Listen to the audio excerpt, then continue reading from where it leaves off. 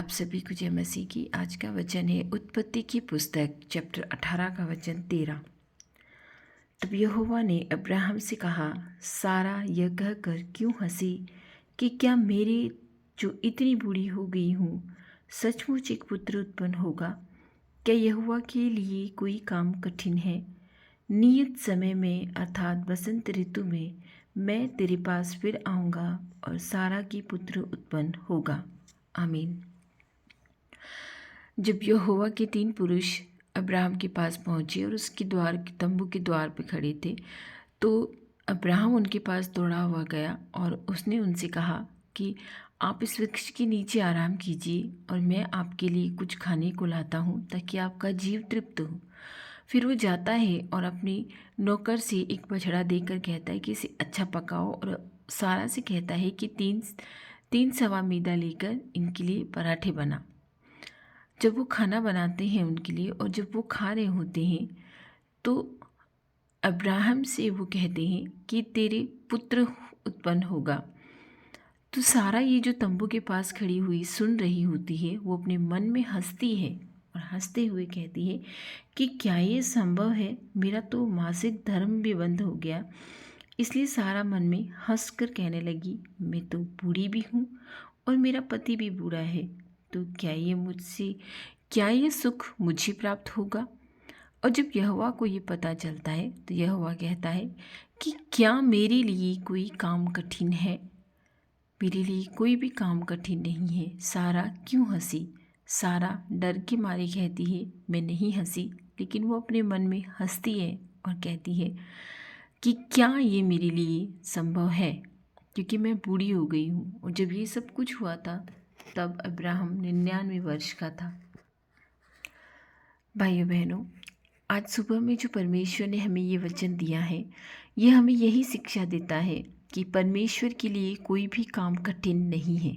यदि हम उसमें विश्वास करते हैं और अपने सारे कामों को उन्हें सौंप देते हैं, जब नियत समय आएगा, जो निश्चय समय है कि कौन से काम को किस समय परमेश्वर पूर्ण कर देगा, तब वो काम अपने आप में पूर्ण हो जाएगा। परमेश्वर के लिए कोई भी काम कठिन नहीं है। उस मसीहा के लिए कोई भी काम कठिन नहीं है। यदि उसने हमें वचनों के द्वारा ये विश्वास दिलाया है कि वो हमारे लिए ये काम करेगा, क्योंकि उस ज़माने में परमेश्वर सीधा लोगों से बातें करता था, लेकिन अभी वो अपने वचनों के द्वारा हमसे बातें करता है।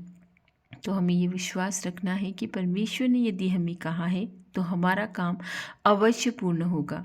जो वचन हमें मिलते हैं उन वचनों को पढ़कर, उनको समझकर उस पर हमें विश्वास करना है कि मेरे परमेश्वर ने मुझे इस वचन के द्वारा ये विश्वास दिलाया है कि मेरे लिए ये पूर्ण होगा। क्योंकि जब अब्राहम पिता बना था, जब उसका खतना हुआ था, तो वो खुद 100 साल का था। जब खतना हुआ था वो 99 वर्ष का था, और जब वो पिता बना तो वो 100 साल का हो गया था। इसलिए परमेश्वर के लिए कोई भी काम कठिन नहीं है। जो वाचा उसने बांधी है, जो वचन उसने दिया है कि मैं तेरे लिए ये करूँगा, वो अवश्य पूरा करेगा।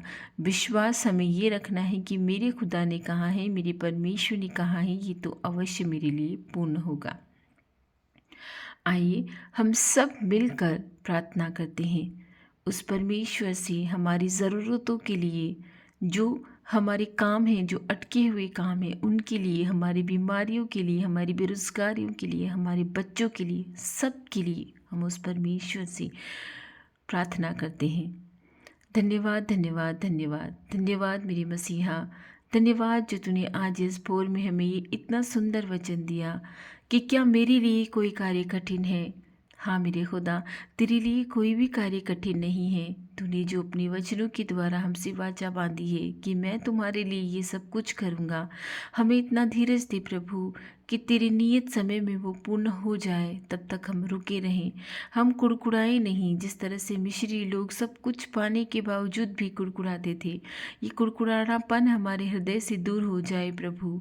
जो तू करता है अच्छे के लिए करता है, हम ये स्वीकार करने पाए परमेश्वर।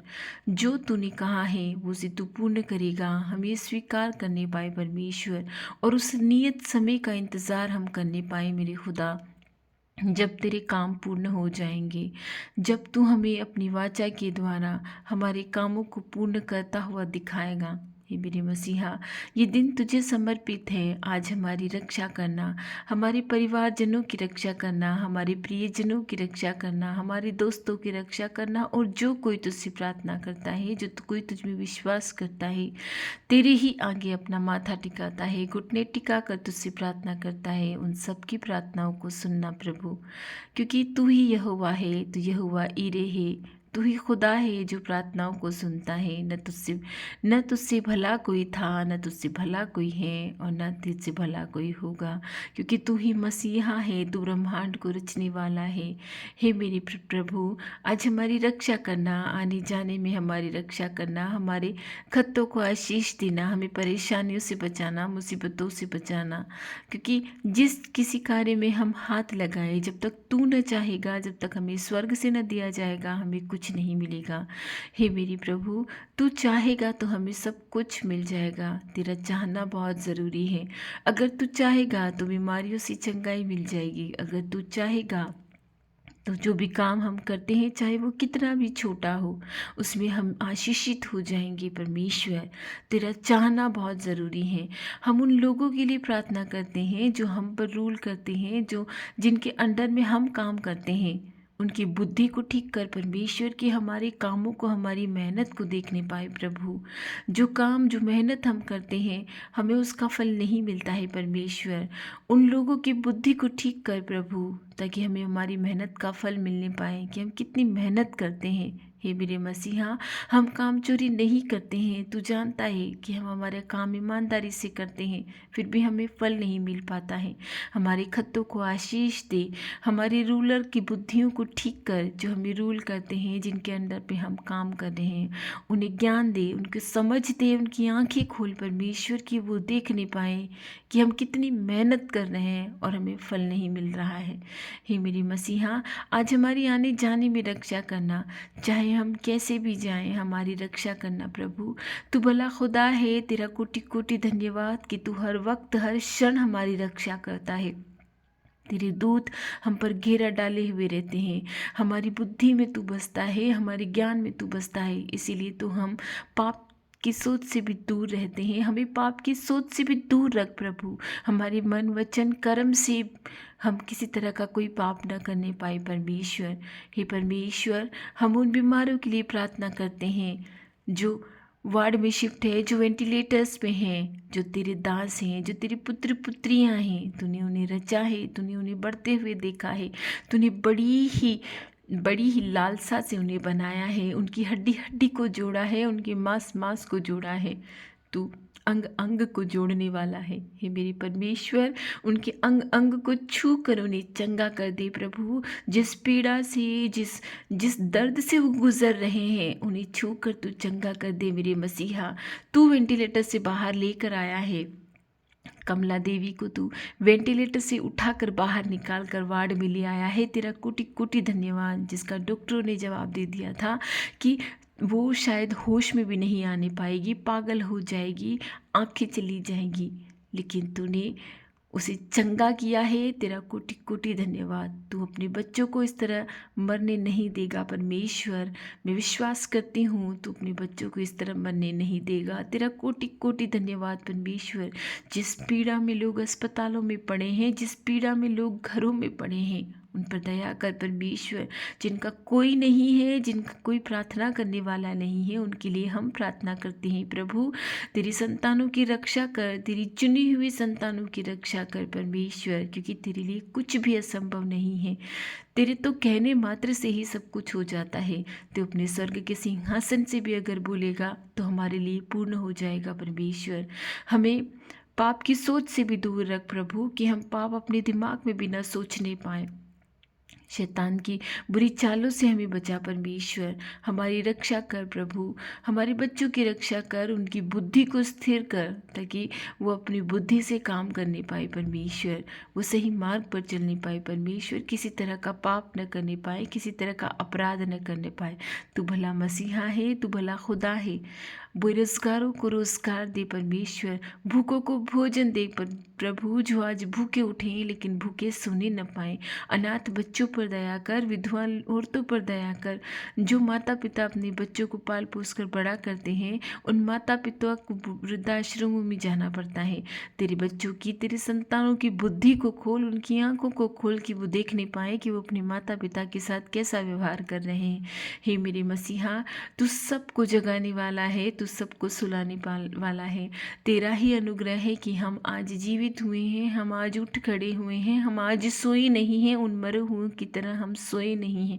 आज फिर से तूने एक नया जीवन दिया है, एक नया जीवन दान दिया है कि हम इसमें तेरी स्तुति, तेरी वंदना इस भोर में उठकर कर सके।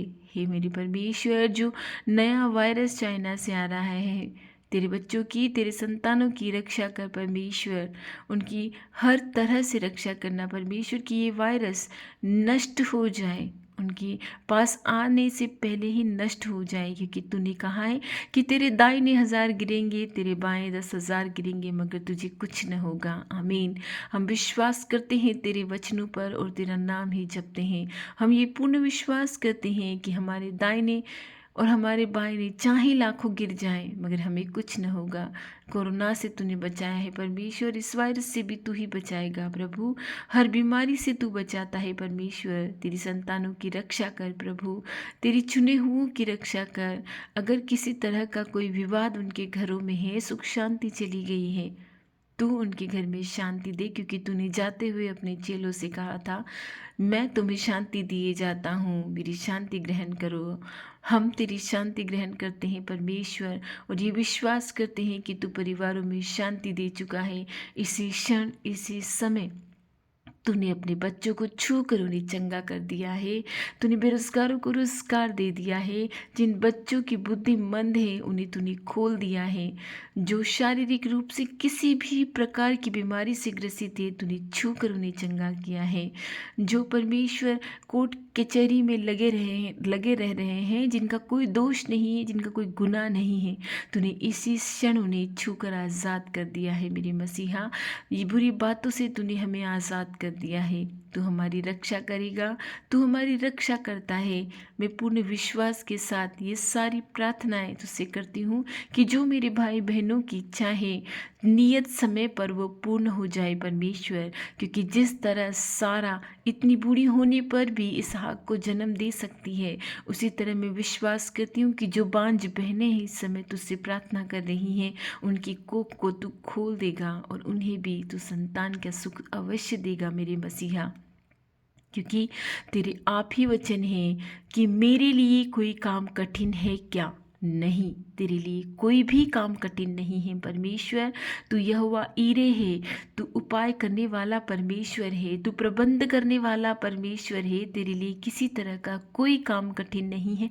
ज़रूरत है तुझ में विश्वास करने की, यहोवा में विश्वास करने की। मैं सारी प्रार्थनाएं पूर्ण विश्वास के साथ तेरे पवित्र नाम से मांगती हूँ, यीशु के नाम से मांगती हूँ। आमीन।